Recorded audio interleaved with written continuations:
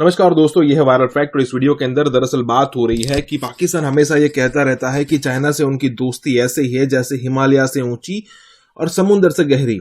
मतलब ये कहने के लिए तो बहुत ही अच्छा लगता है, लेकिन चाइना ने पाकिस्तान को जो लूटा है, वैसे हम सबको पता है कि चाइना जहां कहीं भी जाता है हर किसी कंट्री को लूटने की कोशिश करता है। जैसे कि श्रीलंका हो, जिसका उसने Hambantota port, not airport but port, उसने अपने कब्जे में कर लिया है 99 ईयर्स के लिए। और पाकिस्तान को भी, पाकिस्तान की आवाम को सही में पता नहीं है, लेकिन कई सारी प्रॉपर्टी होगी जो चाइना अब तक अपने कब्जे में कर चुका होगा। लेकिन एक सोलार प्लांट की एक बीड थी और उसमें से जो यूनिट जनरेट होने थे वो किस रेट पे इंडिया में जनरेट होते हैं और किस रेट पे चाइना ने पाकिस्तान के अंदर बनाने के लिए बीड बनाई है, मतलब बीड लगाई है, जो बोली बोलते हैं ना, वो बनाई है।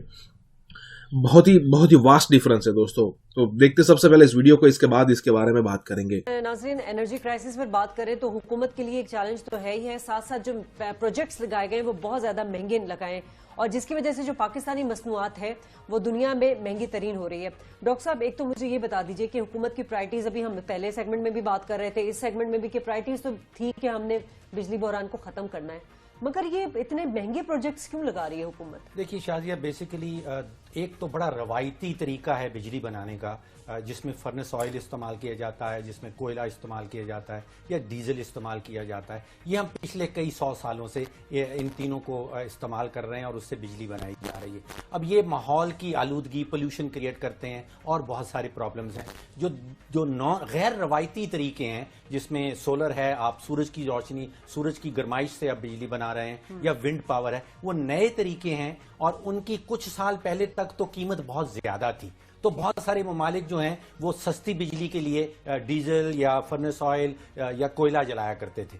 अब ये हालात आ गए हैं, दुनिया भर में जो बिडिंग्स हो रही हैं, अभी इंडिया में एहतशाम साहब जो पिछले हफ्ते में बिडिंग हुई है, उन्होंने एक सोलर प्लांट बहुत बड़ा, कोई 750 मेगावाट का सोलर प्लांट के लिए इंटरनेशनल बिडिंग मंगवाई और एक स्वीडन की कंपनी है, टॉप रेटेड कंपनी, उसने कहा कि हम आपको शमसी तवानाई बना के देंगे और वो कोई ₹2.97 इंडियन रुपए, पाकिस्तान में वो आ जाएंगे ₹5 और 19 पैसे फी यूनिट की वो बिजली बनाने के लिए तैयार है। उन्होंने बिड कर दिया, उनकी बिड एक्सेप्ट हो गई है, यानी कि आप ₹5.19 पाकिस्तानी रुपयों की वो एक यूनिट बिजली शमसी तवानाई से बनाने के लिए तैयार हैं। मैंने जब कायदे आजम सोलर पार्क जो हमारा बना है वो कुछ अर्सा पहले बना है, ये अब बिड आई है, लेकिन वहां पे आप हैरान, मैं खुद हैरान रह गया कि जो हमने रेट दे रखा है चीनी कंपनी को वो ₹14.85, मुकाबलतन ₹5.19 पाकिस्तानी रुपीज जो इंडिया में अब मिल रहा है।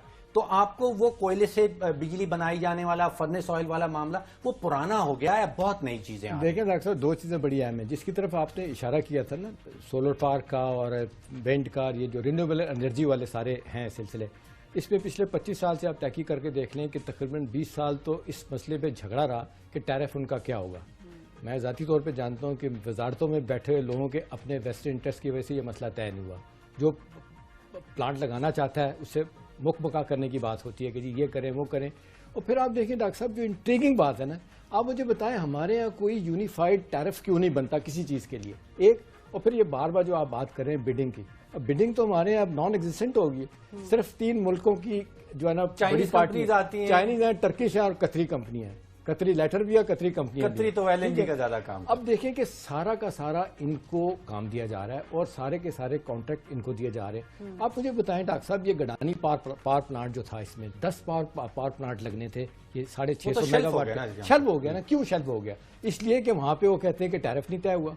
इसमें जिस तरीके से कहा जा रहा था कि जी किसको कितने पैसे मिलने चाहिए, कट्स, कमीशन, उस पे चीजें तय नहीं, टैरिफ तय हो जाता है वो बड़ा हाई होता है। अच्छा, फिर ये कि आप मुझे बताएं डॉक्टर साहब कि ये क्या वजह है कि अगर आप पावर का मुसबा लेके गए हैं या कोई हाइडल का लेके जा रहे हैं, हाइडल तो खैर अब नाम ही रह गया, कोई आई नहीं है, इसमें ये पहले से बताते कि नहीं लोगों को कभी ये हमारा टैरिफ इसके क्या होगा, ये अनाउंस पहले से क्यों, लोगों को पता क्यों नहीं है? और फिर ये कि बिडिंग के लिए आप मुझे बताएं ना कितनी कंपनियां सामने आती हैं, आज आके 2-3 कंपनियां चाइनीज कंपनियां होती हैं और वो आपको भी पता, मुझे भी पता है कि स्वीडन की कंपनियां आ रही हैं इंडिया में, तो पाकिस्तान में क्यों नहीं आ सकती? सर इसलिए नहीं आ सकती कि वहां पे हमसे अदारे थोड़े से बेहतर हैं। अगरचे उनकी भी हालत इतनी अच्छी नहीं है। मकरू चेहरा हिंदुस्तान का उसकी सो कॉल्ड जमहूरियत ने छुपा रखा है, अदरवाइज यहाँ पे भी करप्शन हमसे ज्यादा है। लेकिन वहाँ पे आप देख लें जुडिशरी आज़ाद है, वहाँ पे फिर जिस तरीके से बिडिंग होती है, जिस तरीके से पावर प्लांट दिए जाते हैं, वहाँ पे अभी भी एक चेक्स एंड बैलेंसेस जो है ना बड़ा ज़बरदस्त तरीके से एक तरीका रखा है, यहाँ पे बिल्कुल नहीं है। ये सिर्फ हुक्मरानों की सवाबदीद पे है, इसकी वजह से कीमत बढ़ जाती है। बिल्कुल इसकी वजह से बढ़ती है। स्वीडन में जो कंपनी जिसने सोलर पावर जो इंडिया में बना रही है, वो उनका कहना है कि हमारा 1 मेगावाट पर मेगावाट जो कॉस्ट है वो $7 लाख आएगी। जो कायदे आजम सोलर पार्क हमने चीनी कंपनी से बनवाया, वहां पे $15 लाख का 1 मेगावाट बन। डॉक्टर साहब, चंद साल पहले की बात है जब हमारे यहाँ बिजली का बड़ा अक्यूट बुरहान था। मुझे याद अच्छी तरह से, एक अमेरिका में हमारे दोस्त हैं, उन्होंने मुझे एक बात बताई। उन्होंने कहा कि यहाँ पे एक अमेरिकन कंपनी से किसी ने पावर प्लांट 1000 मेगावाट का बनवाया, और किसी वजह से उनका वो जो थ्रू नहीं हो सकी नेगोशिएशन, और वो आपको पता है 3 से 4 साल लगते हैं पावर प्लांट बनाने में। वो पावर प्लांट तैयार था। तो मेरे दोस्त हैं, उन्होंने कहा कि यार ये मैं पाकिस्तान की गवर्नमेंट से बात करता हूँ। उन्होंने 3 महीने वापदा गवर्नमेंट के सारे बड़े इदारों को कहा कि यार खुदा का वास्ता है, मेरा इसमें कुछ नहीं है, ये ले लें बना। अमेरिकन कंपनी अमेरिकन कंपनी पैसा लगाना चाहती थी। पैसा वो नहीं जी, तैयार था वो 500 मेगावाट का, वो कह रहे थे कि खरीद ले कोई।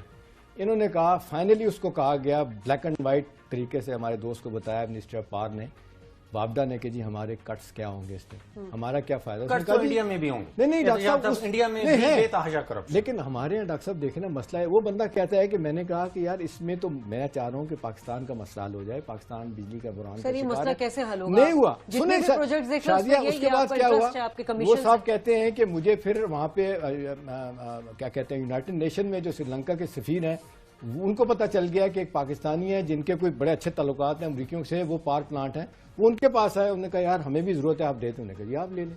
वो कहते हैं मेरा कोई ताल्लुक नहीं था, वो श्रीलंका ने वो पावर प्लांट 500 मेगावाट का चला गया वहां पे। ये गालिबन 2002-3 की बात है मेरे ख्याल। अच्छा, विंड पावर, एक solar power, clean energy, wind power के आपने हवा की ताकत से बिजली बनानी है। इसी तरह इंडिया ने इंटरनेशनल बिडिंग करवाई और वहां पे ₹5.33 का 1 यूनिट उनको कंपनी बना के दे रही है कि हम विंड पावर लगाएंगे, ₹5.33। हमारे यहाँ सिंध में एक प्रोजेक्ट लगा है, विंड के ऊपर बेस्ड है, और उसका टैरिफ हम दे रहे हैं ₹10.60। अब सोचिए कि तमिलनाडु में अगर एक प्लांट लगता है वो ₹5.33 लगा की बिजली बना रहा है, हमारे यहाँ सिंध में लगता है तो ₹10.60, तकरीबन डबल कीमत है।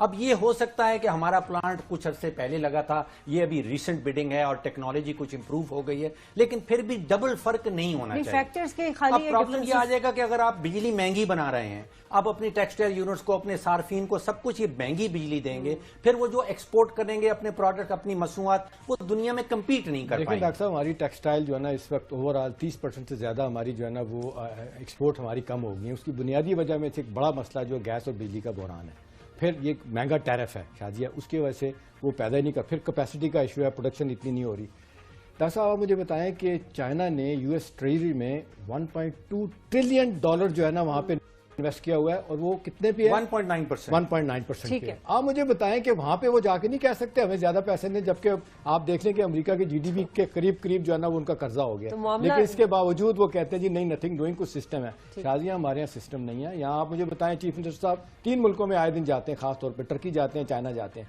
और फिर प्राइम मिनिस्टर भी जब जा रहे होते हैं चाइना टर्की, तो वो एक ही चीफ मिनिस्टर जो है सूबे का वही जा रहा होता है। नहीं तो वजह क्या आपके ज़हन में आती है? बुनियादी वजह क्या है? बुनियादी वजह यह है कि वो एक फेयर कंपटीशन का जो एक तरीका कार है हमारे यहाँ अडॉप्ट नहीं किया जाता है, इसलिए कि वो लोगों को सूट नहीं करता। लेकिन वो चाइनीज कहते हैं कि हम आपको कर्जा दे रहे हैं, आपने जो कुछ भी बनवाना है वो हमसे ही बनवाएं। एहतिशाम साहब ने कहा फेयर कंपटीशन का जो तरीका कार है वो अडॉप्ट नहीं किया जाता है, मगर डॉक्टर साहब हम 12 डिस्कशन कर चुके हैं कि इसमें बद इंतजामी और बदउनवानी वो बड़ा एलिमेंट है जिसकी वजह से हमारी हुकूमत जो है वो सस्ते बिजली नहीं दे रही। तो दोस्तों सिचुएशन ऐसी है कि पाकिस्तान ने अपने सारे अंडे चाइना की गोद में रख दिए हैं। मतलब कहने वाली बात यह है कि अपना जो सारा रिलेशन, जो स्टार्टिंग पॉइंट है वो भी चाइना है पाकिस्तान के लिए, और जो एंडिंग पॉइंट है वो भी चाइना है।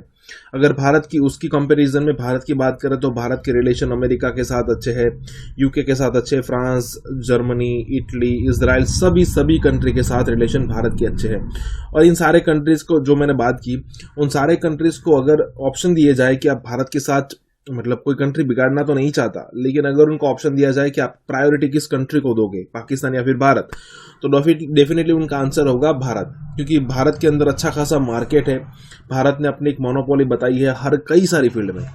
जैसे कि अभी चल रहा है कोरोना वैक्सीन का चल रहा है, हम कई सारे कंट्रीज को वैक्सीन प्रोवाइड कर रहे हैं, कई कंट्री को फ्री में कर रहे हैं, कई कंट्री को बेच रहे हैं। तो ये सारी चीजें होती है, लेकिन अब जो पाकिस्तान फंस चुका है चाइना की कैद में, देखते हैं आने वाले दिनों में वो कैसे छूट के आता है। दोस्तों मिलते अगले वीडियो में। अगर आप चैनल पे नए हैं तो सब्सक्राइब जरूर कीजिएगा, लाइक और शेयर भी कीजिएगा। मिलते अगले वीडियो में, तब तक के लिए भारत माता की जय, वंदे मातरम।